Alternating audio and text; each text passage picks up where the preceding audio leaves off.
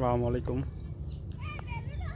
কত সুন্দর এই নদীর ধারে পোলাপান, ছোট ছোট শিশুরা এই যে ঘুড়ি উড়াচ্ছে। দেখেন, ঘুড়ি উড়াচ্ছে কিন্তু এই শিশুগুলা।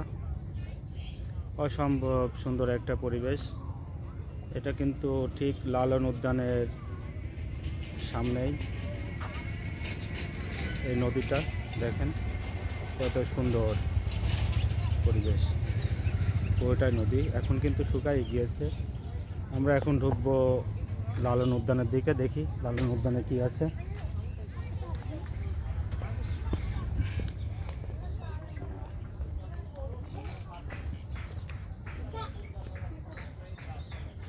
জেলা পরিষদ রবীন্দ্র লালন উদ্যান, জেলা প্রশাসন কুষ্টিয়া ও বাংলাদেশ জাতীয় নদী রক্ষণ কমিশন। এখানে লেখা আছে মেন ফটকে। সবাই লালন উদ্যান বলে এটাকে। আমরা এখন লালন উদ্যানের ভিতর দিকে ঢুকবো। সুন্দর একটা পরিবেশ।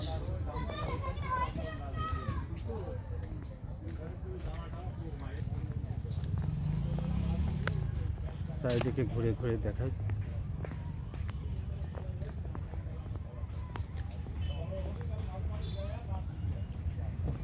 এখন শীতের টাইমে আসলে এখানে পর্যাপ্ত ফুল নেই।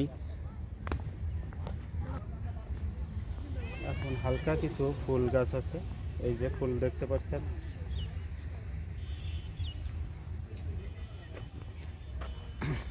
এখানে সুন্দর একটা ফুল আছে, আপনারা দেখলে হয়তো বুঝতে পারবেন এটা কি ফুল বলেন তো।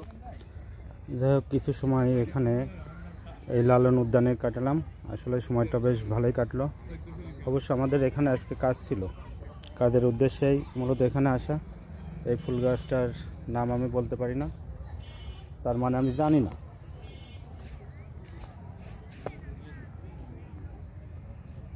ফুল গাছ নেই, তেমন কোনো ফুল গাছই নেই।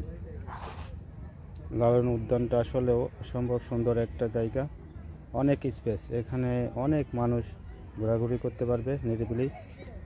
চারিদিকে দেখেন কত দূরত্ব, অনেক অনেক। পুরোটাই দেখাই, পুরোটা সব দিকেই কিন্তু ফুল গাছ। ভালোই লাগছে, কিন্তু আসলে ফুল নেই। প্রত্যেকটা গাছই এই যে কেমন যেন মনমরা হয়ে আছে, সবগুলাই মনমরা হয়ে আছে। সুন্দর একটা বিকেল কুষ্টিয়া লালন উদ্যানে কাটানো হলো। তো আপনারা কুষ্টিয়াতে যারা আসবেন অবশ্যই এই লালন উদ্যানটাতে আসবেন। লালন উদ্যানটা কেমন, তো এই ধরনের যাতায়াতের জন্য কিন্তু পুরো সাইডে রাস্তা আছে। খুবই নিরিবিলি একটা জায়গা। আপনার যেখানে ভালো লাগবে সেখানে বসে পড়বেন, কোনো সমস্যা নেই। মন খুলে কথা বলবেন, হাসবেন, কাঁদবেন, কোনো সমস্যা নেই এখানে। ঠিক আছে, তো নেক্সট টাইমে আবার ইনশাল্লাহ দেখা হবে। তো ভালো থাকেন আপনারা। এখন একটু যাওয়া যাক শামীম টি স্টলে, কুষ্টিয়া। এটা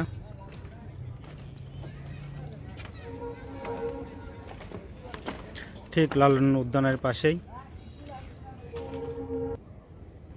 এটা অবশ্য লালন উদ্যানের পাশেই শামীম টি স্টল। এখানকার চা কিন্তু খুবই অসাধারণ, আপনি খেলেই বুঝতে পারবেন অবশ্যই। ধন্যবাদ সবাইকে।